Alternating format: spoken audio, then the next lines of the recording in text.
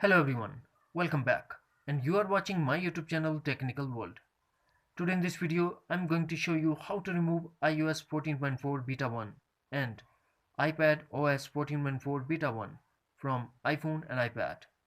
Before start, please don't forget to subscribe and also press the bell icon for latest video notifications. Let's get started. First of all, launch settings, scroll down, find and tap on General. In General page, scroll down and tap Profiles.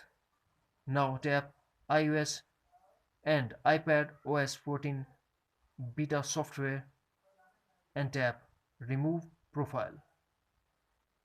Now enter your iPhone passcode and tap Remove.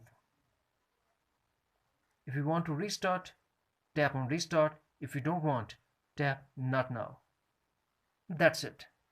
Friends, if you found this video helpful, then please like and share as well. Thanks for watching. Take care. Bye bye.